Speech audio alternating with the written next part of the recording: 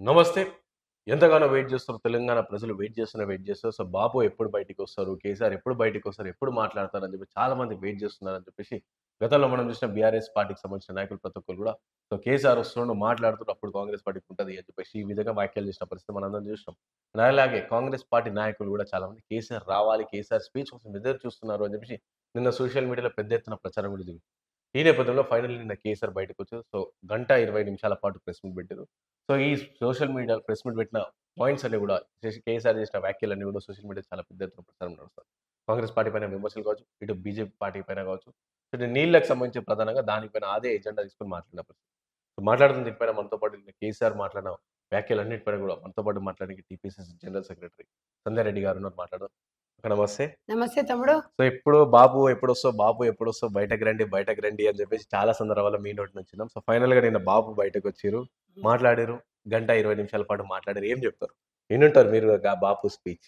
పాప first start చేయంగానే తోలు తీస్తా అన్నాడు తమ్మి. ఎవరు తోలు తీస్తాడట? ఆ! ఇప్పుడు ఆయన తోలు తీసి ఫామ్ హౌస్‌లో పండబెట్టిర్రు తెలంగాణ ప్రజలు. హ్మ్. ఇక్కడ ఎవరు తోలు తీస్తే ఎవరు రెడీగున్నారు? హ్మ్. హ్మ్. మీ గువ్వ గుయ్యమనిపిచ్చిర్రు. ఎమ్మెల్యే ఎలక్షన్‌లో, ఎంపీ ఎలక్షన్‌లో మీరేదో సర్పంచ్ దాంట్లలో మేము ఎక్కువ గెలిచిపోయినామని అంటున్నారు గదా! హ్మ్. ఏ సర్పంచుల కన్నా ఊరటనిచ్చిర్రా? ఏ సర్పంచ్ కన్నా ఒక భరోసాను కల్పించిర్రా? హ్మ్. ఏదైనా ఆర్థిక సాయం చేసిర్రా? మీ అమాయంలో సర్పంచులను ఎంతోమంది ఆత్మహత్యలు చేసుకున్నారు. భార్యల పుస్తలు తాకట్టు పెట్టిర్రు. ఊరికిచ్చిన మాట తప్పకుండా. మీరేదో ఎలుగబెడుతున్నారు కేసీఆర్ గారు. మీరు రావాలని మేము స్వాగతించినాం. హ్మ్. నేనొచ్చినా నువ్వు చెప్పేదేంది? రమ్మనే చెప్తున్నాం. మిమ్మల్ని ఫస్ట్ మీరు ప్రెస్ మీట్ పెట్టినప్పుడు గజ్వేల్ నియోజకవర్గం ప్రజలకి నేను క్షమాపణ చెప్తున్నా అని చెప్పాలి. ఎందుకు అంటే గజ్వేల్ నియోజకవర్గం నుంచి గెలిచిన మీరు 2 సంవత్సరాలు జీతం తీసుకున్నారు. హ్మ్. ఫామ్ హౌస్‌లో వండుకున్నారు. వాళ్ళ క్షమాపణ చెప్పాలి. ఒకవేళ వాళ్ళేమైనా తోలొలిస్తే వాళ్ళు మిమ్మల్ని ఒలవాలి. హ్మ్. కాంగ్రెస్ పార్టీ తోలొలిస్తే తోలొచ్చుకొని రెడీకి గాదు. మీ గురించి తెలంగాణ దేశం మొత్తం తెలుసు. తెలంగాణ ఇస్తే దళితుని సీఎంని చేస్తా, బీఆర్ఎస్ పార్టీని ఇదే టీఆర్ఎస్ పార్టీని కాంగ్రెస్ పార్టీలో విలీనం చేస్తాను. హ్మ్. 2 చేయలే. సోనియా గాంధీ గారి కాళ్ళ మీద పడిండు. తెలంగాణకొచ్చి నేను నా ముసల్దే ఉంటాం. హ్మ్. తెలంగాణకు ఒక కాపలా కుక్కలాగా ఉంటాం. మా ఆంటీవి దళితుడికి సీఎం పదవి ఇస్తే ఇయ్యకపోతే తల నరుక్కుంటండు. తల నరుక్కోలేదు. కాపలా కుక్కలాగా మేము నా పెళ్ళమే ఉంటాం మీరేనా? నేనైతే అనలేదన్నమాట. హ్మ్. మళ్ళా ఈ 2 ఎక్కడికెళ్ళొచ్చినాయి? ఒకరికి వారికి మినిస్టర్ ఇస్తివి కొడుకుకి, బిడ్డకి ఎంపీ ఇస్తివి. హ్మ్. నీ పుణ్యమాట లిక్కర్ దందా చేసే తిహార్ జైలుకి బాయ్. మళ్ళా మహిళల ఆత్మగౌరవం. 5 సంవత్సరాలు అధికారంలో ఉన్నప్పుడు మహిళలకు మంత్రి ఇవ్వలే. ఇవన్నీ మళ్ళీ ఇవాళ మహిళలకట 2800 ఎక్కడ పోయాయి అంటుండు తమ్మి. హ్మ్. 5 సంవత్సరాలు అధికారంలో ఉన్నప్పుడేమో మహిళా మంత్రి ఇయ్యలేదు. రెండోసారి వచ్చిన తర్వాత అంతమంది మహిళలు బీఆర్ఎస్ పార్టీలో ఉన్న కాంగ్రెస్ పార్టీ నుంచి గెలిచిన సబితా ఇంద్రారెడ్డికి మంత్రి పదవి ఇచ్చింది. హ్మ్. నీతి తప్పి రాజ్యాంగాన్ని కూని చేసి జనాల ముందుకొచ్చి మాట్లాడంగానే అబద్ధాలు నిజమైతే తమ్ముడు అంటే కాంగ్రెస్ పార్టీ మేనిఫెస్టో ప్రకారం సో, ఇష్టం వచ్చినట్టు అడ్డగోలు హామీలిచ్చింది. సో, ఆ నోటికి దండం పెట్టాలి. ఏడ నేను 10,000 నేను 10,00,000 ఇస్తే 12,00,000 ఇస్తా అన్నాడు. 20,00,000 అంటే 30,00,000 ఇత్తా. ఇట్లా అని అన్నారు. సో, అది కూడా 100 రోజుల్లో తీస్తా అని చెప్పేసి కాంగ్రెస్ పార్టీ నాయకులు ఏమాయ్ అవన్నీ ఏడ తీర్చిర్రు అని చెప్పేసి మొత్తం అడుగుతారు. కేసీఆర్ చేసిన అబద్ధాలు ఇచ్చిన మేనిఫెస్టోలో హ్మ్. కేజీ టు పీజీ ఇచ్చిండా తమ్ముడు? హ్మ్. చేసిండా? హ్మ్. ఆ? హ్మ్. ఆయన ఏం చెప్పిండు? పాత బస్తీని ఇస్తాబుల్ చేస్తాడు. చేసిండా? హ్మ్. హైదరాబాద్‌లో గుంతలేని రోడ్డు చూపిస్తే రూ. 1000 మీకు పంపిస్తా అన్నాడు. చేసిండా తమ్మి? హ్మ్. ప్రతి ఒక్కరికి ఇల్లు ఇస్తా అన్నాడు. Double bedroom. ఇచ్చిండా తమ్మి? హ్మ్. ప్రతి ఒక్కరికి రుణమాఫీ చేస్తన్నాడు. హ్మ్. చేసిండా తమ్మి? నిరుద్యోగ వృత్తి ప్రతి ఒక్కరికి ఇస్తా అని చెప్పిండు. ఇచ్చిండా తమ్మి? మరి నువ్వు మైనారిటీలకు రిజర్వేషన్ కల్పిస్తా అన్నావు. మీరు మీరు చేస్తున్న ఈ ఒక్క పని కూడా చేయలేదు. మీరు కాంగ్రెస్ పార్టీని ప్రశ్నించడానికి మీరెట్లా అర్హులు? కేసీఆర్ గారు ఒక మాట చెప్పండి. మీరు ఇన్ని హామీలు అందుకనే తెలంగాణ ప్రజలు కర్రగాల్చి వాతపెట్టి ఫామ్ హౌస్‌కి అంకితం చేసిండ్రు. ఇప్పటి నుంచి ఒక లెక్క, అప్పుడొక లెక్క అంటే మేము 100% మీరు అసెంబ్లీకి రావాలి. మేము స్వాగతిస్తున్నాం. రేవంత్ రెడ్డి గారి ముందు మీరు కూర్చోవాలి. రేవంత్ రెడ్డి గారు సీఎం హోదాలో మాట్లాడుతుంటే మీరు చూడాలి. ఆ 2 నడవాలి. అసెంబ్లీ చూడాలి. తెలంగాణ ప్రజలు మిమ్మల్ని మేము చూడాలి. అదే కోరుకుంటున్నాం. హ్మ్. మిమ్మల్ని ఒక్కటే కేసీఆర్ గారు ఒకటే చెప్తున్నాం. అధికారం ఎవరికీ శాశ్వతం కాదు. కల్వకుంట్ల ఫ్యామిలీకి అధికారం శాశ్వతం అనుకున్నారు తప్ప, జీవితంలో మనిషికి జీవితమే శాశ్వతం కాదు. మీరు అనుకున్నారు. ఒక విషయం మీరు మర్చిపోతున్నారు. అధికారం ఓడిపోయిన తర్వాత అధికారం లేనప్పుడు ప్రజలలో ఉండి భరోసా కల్పించేటోడే లీడర్. అధికారం ఉన్నన్ని రోజులు కూడా ఫామ్ హౌస్‌లోనే వాడుకున్నాం. కాకపోతే ఫామ్ హౌస్ నుంచి పాలన నడిపించినాం. ఇప్పుడు అధికారం లేదు కాబట్టి ముడుచుకొని పడుకున్నాం. మళ్ళీ వచ్చినావు, మళ్ళీ గయ్య ముచ్చట్లు పెట్టినావు. రేవంత్ రెడ్డి చంద్రబాబు శిష్యుడు అన్నావు. మీరెవరు కేసీఆర్ గారు? మీరే పార్టీలో ఉన్నారు? మీరు ఏ పార్టీలో ఉన్నారు చెప్పండి? ఇప్పుడు మీరు టీఆర్ఎస్ పార్టీ పెట్టుకోక ముందుకు మీరు ఏ పార్టీలో పనిచేసిండ్రు? మరి మీరు మీకు మీకు వర్తించదా కేసీఆర్ గారు? అంటే మీకు వర్తించదు. ఒక్క ఏళ్ళు చూయిస్తుర్రు ఇట్లా. మరి 4 ఏళ్ళు మిమ్మల్నే చూస్తున్నాయి కదా! ఆ! పాస్‌పోర్ట్‌లలో జరిగిన అవకతవకలేంది? ఇవన్నీ తెలంగాణ ప్రజలకు తెలవదా? 2500 ఇయ్యలేదని అంటున్నారు. హ్మ్. మరి ఇచ్చిన పథకాల గురించి ఎందుకు చెప్పట్లేదు? తెలంగాణ ప్రజలకు తెలుసు కేసీఆర్ మొత్తం సంకనాకించిపోయిన తెలంగాణ రాష్ట్రాన్ని. ఒక్క రూపాయి ఇయ్యలేదు. 2 ఏళ్లలో రేవంత్ రెడ్డి చాలా కార్యక్రమాలు చేసిండు. ఓపిక ఉంది అన్నారు. ఆ! ఇయాల యూరియా గురించి మీరు మాట్లాడుతున్నారు. యూరియా బస్తాలు రాష్ట్ర ప్రభుత్వం ఇస్తదా? కేంద్ర ప్రభుత్వం ఒక ప్రతిపక్ష నాయకుడిగా మీకు లేదా? మీకు హ్మ్. బాధ్యత లేదా? మరి ఈరోజు మీరు ఫామ్ హౌస్‌లో పండుకొని బీఆర్ఎస్ కార్యకర్తలు అతోగతి అయిపోయినారు. వాళ్ళకెక్కడ భరోసా ఇచ్చిండ్రు మీరు? ఒక మినిస్టర్‌కి, ఒక ఎమ్మెల్యేకి ఎవ్వరికి కూడా అవకాశం ఇయ్యనోళ్ళు, టైం ఇయ్యనోళ్ళు ఇలా సర్పంచులు రాంగానే లేచి కూసి సర్పంచుల కోసం బయటకొస్తరు. అంటే మీకు అధికారం వస్తే మీరొస్తారన్నట్టు. తెలంగాణ ప్రజలకు తెలుసు. మీరేమన్నారు? ఏది పాలమూరు ఎత్తిపోతలకు జాతీయ హోదా కల్పిస్తా అన్నారు. ఇది కంప్లీట్ కాకపోతే నన్ను ఎంపీని గెలిపియిరి, తెలంగాణ ఇయ్యుర్రి, నేను కుర్చేసుకొని కూర్చొని అన్నారు.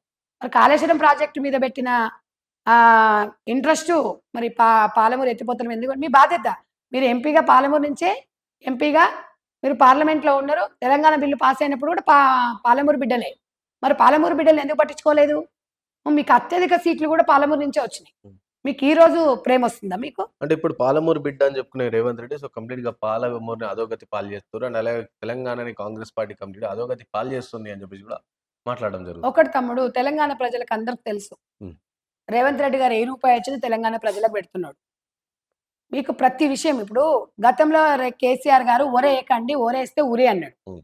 మేము సన్నాలెయ్యండి, మేము బోనస్ 500 అన్నాం. హ్మ్. ఈరోజు బడ్జెట్ కూడా రిలీజ్ చేశారు. హ్మ్. మరి ఒరేసుకున్నోళ్ళకి ఊరెందుకేసుకోలేదు? అంటే ఆ సన్నాలకు ఒక్క రూపాయి కూడా ఇస్తలేరంటగా బోనస్. ఇప్పుడు 500 రూపాయలు నిన్ననే కదా మీకు చెప్పారు. అవును. ఈరోజు రిలీజ్ కూడా చేశారు కదా!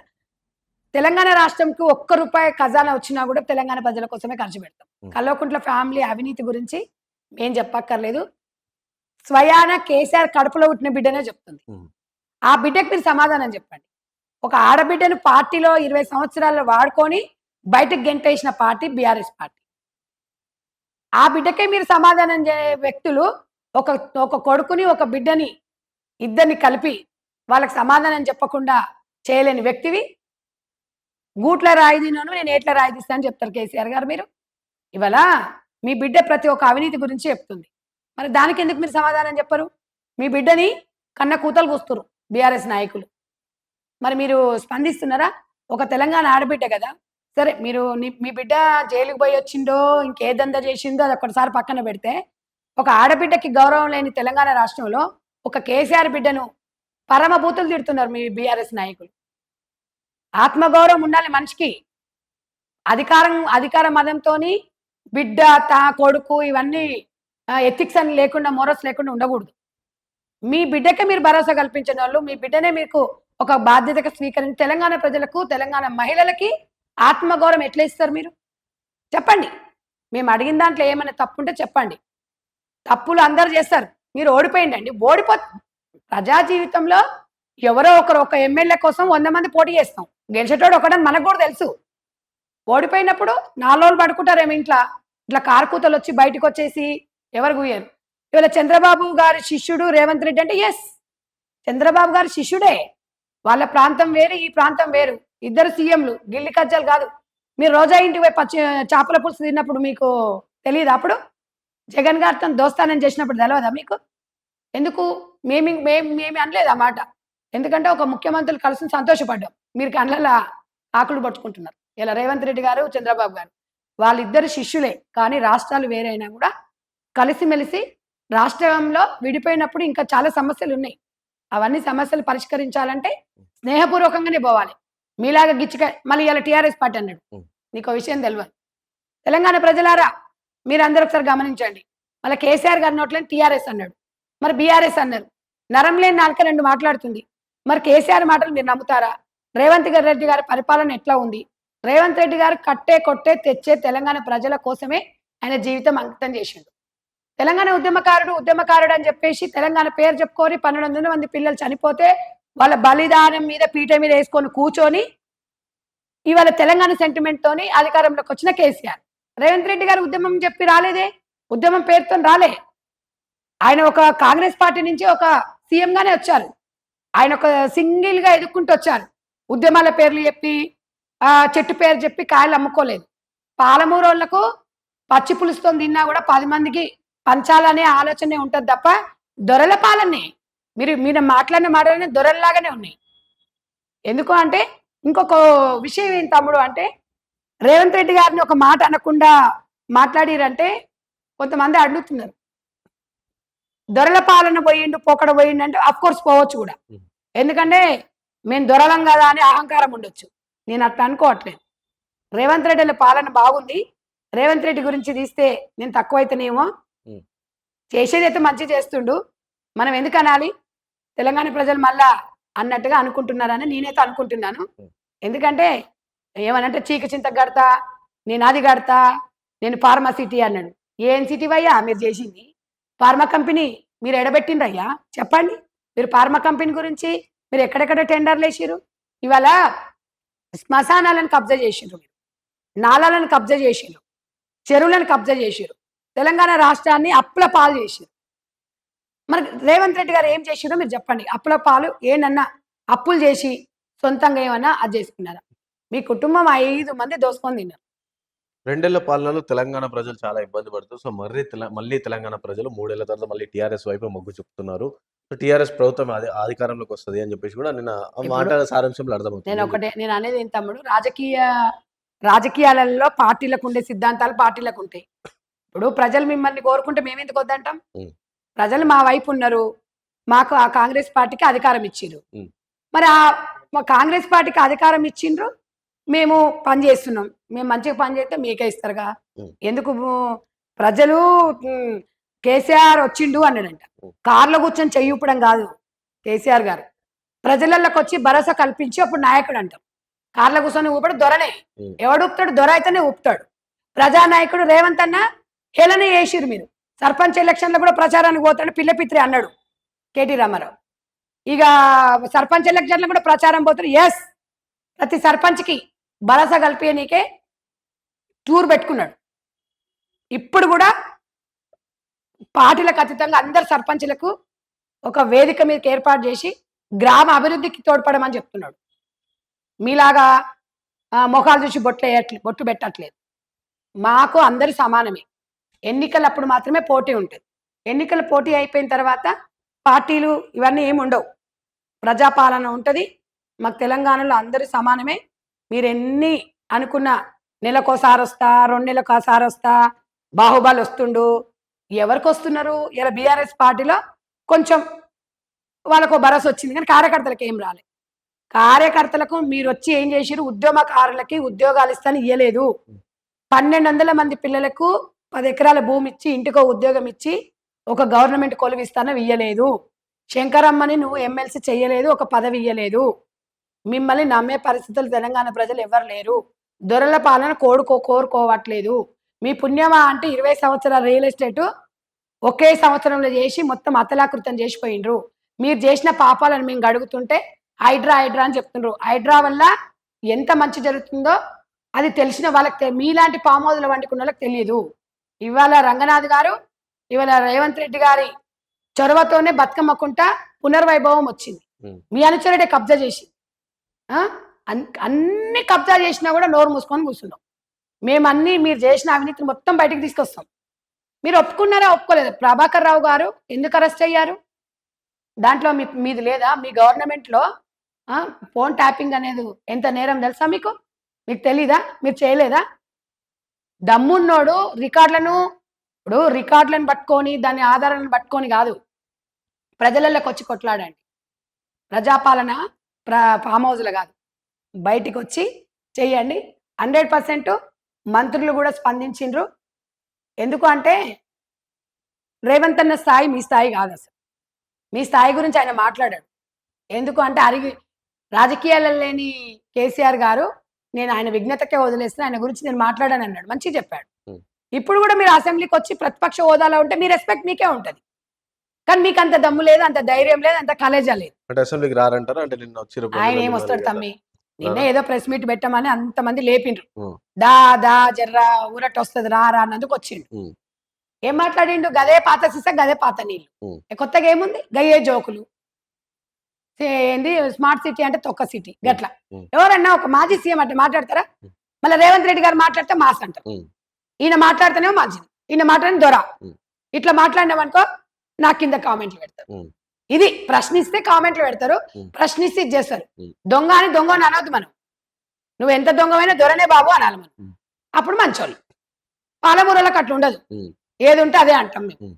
సో పాలమూరుని మొత్తం అధోగతి పాలు చేసిర్రు అని చెప్పేసి చెప్తా ఉన్నారు కదా. అంటే మెయిన్ గా పాలమూరుని కాల్ తీసుకొని సో పాలమూరు ఆ విధంగా దానికి కారణం ఒకప్పుడు ఆంధ్రలో కారణం అయితే ఇప్పుడు కాంగ్రెస్ పార్టీ కారణం. సో పాలమూరుని కంప్లీట్ వదిలేసి ఇప్పుడు అక్కడ జలాలు ఏదైతే తీసుకొచ్చే ప్రయత్నం తమ్ముడు కంప్లీట్ ఆపేసిర్రు అని ఇప్పుడు చెప్పి కూడా చెప్తారు. ప్రతిపక్ష నేతగా మీకు లేదా రైట్? ఉమ్. మీరు అడగొచ్చుగా. ఉమ్. ఇప్పుడు కేంద్రంలో మీకు ప్రతిపక్ష హోదా ఉంది కదా. ప్రతిపక్ష హోదా నాయకుడు, లాగా మీరు అవును. వెళ్ళి మాట్లాడొచ్చు కదా. మేము ఏమైనా ఆపుతున్నామా? ఉమ్. మీకు లేదా? అంటే మేము చేస్తే మీరు ఎందుకున్నారు? మీరు ఎందుకున్నారు? మీరు ఒక పార్టీకి మీ పార్టీ మీది, ఉమ్. వ్యవస్థాపకులు మీరు. ఉమ్. మీకు లేదా? వెళ్ళి అడగండి మోడీ గారిని. ఉమ్. మేము ఆపుతున్నామా? మీరు మీరు లోపల లోపల దొంగలు ఊర్లు పంచుకొని మీరు పంచుకున్నారు. మీకు కూడా ఉండాలి. అంటే రేవంత్ రెడ్డి గారికి ఒక్కరికే ఉంటుందా ఉమ్. బాధ్యత? మీకు కూడా ఉండాలి. ఉమ్. ఒళ్ళు దగ్గర పెట్టుకోవాలి. ప్రతిపక్ష హోదా ఉన్న వాళ్ళే అడగాలి. వెళ్ళి అడగండి. అంటే కాంగ్రెస్ పార్టీ చేసే తప్పులను ఎత్తి చూపియాలి అని చెప్పేసి మీరు అంటున్నారు. ఇప్పుడు 100 కాంగ్రెస్ పార్టీ చేయలేదు తప్పు. ఉమ్. ఇక్కడ చేసింది బీఆర్ఎస్ పార్టీ. ఉమ్. కాళేశ్వరం ప్రాజెక్టు మీద ఉన్న శ్రద్ధ ఉమ్. పాలమూరు ఎత్తిపోతల మీద లేదు. అక్కడ ఎంపీ ఎవరున్నారు? ఉమ్. కేసీఆర్ గారు ఉన్నారు. మీరు అది చేసుకోవాలి. ఉమ్. ప్రెస్ వాళ్ళు మీరు కన్ఫ్యూజ్ చేసి ఇట్లానే మాట్లాడతారు. ఉమ్. కాంగ్రెస్ పార్టీ ఎక్కడ అవినీతి చేసిందో చూపించాలి, ఉమ్. ఎక్కడ కబ్జా చేసిందో చూపించాలి. మేము చూపిస్తాం. ఉమ్. అసెంబ్లీకి రమ్మని 100 సార్లు అడిగాము. మీకు చేత కాకపోతే చెప్పండి, ఫామ్ హౌస్కే మా వాళ్ళు వస్తారని చెప్పారు. ఎన్నోసార్లు సవాల్ విసిరాం కదా. ఉమ్. మరి ఎందుకు స్వీకరించలేదు? మీరేందండి మాకు టైం ఇచ్చి? తెలంగాణ ప్రజలకు మేము జవాబుదారి. మా తోలొలిస్తే ఏది చేస్తే తెలంగాణ ప్రజలు ఒలవాలి. ఉమ్. మీరెందుకు కొలుస్తారండి? ఉమ్. అంత పిచ్చోళ్ళు ఉన్నా ఇక్కడ? అంత చేతగానోళ్ళు ఉన్నారా? దొరల పాలన ఫామ్ హౌస్లోనే పాతి పెడతారు. దొరల పాలన వదిలి ప్రజానాయకుడిగా రండి. మీ గౌరవం మీకు ఉంటుంది. మిమ్మల్ని ఇంతకన్నా ఎక్కువ నేను ఇంకెక్కువ మాట్లాడలేను. ఎందుకంటే నా స్థాయి కాదు. మీ స్థాయి ఒక సీఎంగా, మాజీ సీఎంగా మీకు నేను రెస్పెక్ట్ ఇస్తున్నా. ప్రతి విషయంలో మీలాగా నోరుందని మాట్లాడడం. మీకు 100% మీ గౌరవం మీకే ఉంటుంది. మీరు మాట్లాడడం, ఆ జోకర్ మాటలు మాట్లాడడం మానేయండి. అది మానేసినప్పుడే బీఆర్ఎస్ పార్టీ ప్రజలలోకి ఒక సెంటిమెంట్గా ఉంటుంది. ఒక ఎమ్మెల్యేతో మాట్లాడించండి, మాజీ ఎంపీతో మాట్లాడించండి, ఒక మాజీ మంత్రితో మాట్లాడించండి. పేడ్ ఆర్టిస్టులను పెట్టి ఇష్టం వచ్చినట్టుగా రాష్ట్రం మీద దేవరకు వదిలిండ్రు. మాట్లాడిస్తే అదేమన్నా కరెక్టా? సబ్జెక్ట్ లేని దానికి డబ్బులు ఇచ్చేసి మాట్లాడంటే అది ప్రజాస్వామ్యం అనరు. ఒక మాజీ మంత్రి మాట్లాడా, ఒక ఎమ్మెల్యే మాట్లాడి, ఇప్పుడు ఎమ్మెల్యేలు మాట్లాడా, వర్కింగ్ ప్రెసిడెంట్ మాట్లాడాలి. ఎంతసేపు చూసినా గారిస్తావే ప్రెస్ మీట్ పెట్టాలి. ఎవడైనా ప్రెస్ మీట్ పెట్టింది? ఇంకొకడు అటు ఇటుగా అన్నాడు, ఆడు ఉన్నాడు నిరంజన్ రెడ్డి. ఆయన మొన్న ఏం మాట్లాడుతుండే, సోనియా గాంధీ గారు బయటకు వస్తలేదు అంట. ఆయనకు బుర్రుందో లేదో నేను చెప్తున్నా నిరంజన్ రెడ్డికి. కేసీఆర్కి సోనియా గాంధీ గారికి ఉంటుందా తమ్ముడు? కేసీఆర్ ఏమో ప్రతిపక్ష నేత. సోనియమ్మ ఇప్పుడు మా అధ్యక్షుడు ఎవరు? మల్లికార్జున ఖర్గే గారు. బుర్ర లేనాడా నిరంజన్ రెడ్డి? గా మాత్రం బుర్ర లేదారా నీకు? మనిషి వయసు పెరిగింది కానీ బుర్ర పెరగలే నీకు? సోనియా గాంధీకి కేసీఆర్ గారికి లింక్ ఎక్కడ? నక్కకు నాగలోకి అనుకున్నట్టుంది. ప్రతిపక్ష నాయకుడు కేసీఆర్ గారు, సోనియమ్మ కాంగ్రెస్ పార్టీ సిద్ధాంతాలతోని ఒక అధ్యక్షురాలుగా బాధ్యతలు రాహుల్ గాంధీ గారికి, మల్లికార్జున ఖర్గే గారికి ఇచ్చింది. అమ్మ ప్రియాంక గాంధీ వాళ్ళు చూసుకుంటారు. వాళ్ళకి వీళ్ళకి తేడా, నీకు వీళ్ళకు తేడా తెలియంది. నువ్వు తొండోను, నువ్వు మొండోను, నువ్వు ఎట్ట మంత్రి అయినవో, నువ్వు ఎట్ట ఎమ్మెల్యే అయినవో అర్థం కాదు. కొంచెం మాట్లాడేటప్పుడు కొంచెం సోయండి మాట్లాడాలి.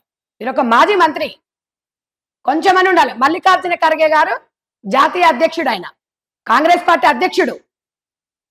కేసీఆర్ ప్రతిపక్ష నాయకుడు, ఒక ఎమ్మెల్యే. అది తెలుసుకోండి. ఓకే. డన్ అక్క. Thank you.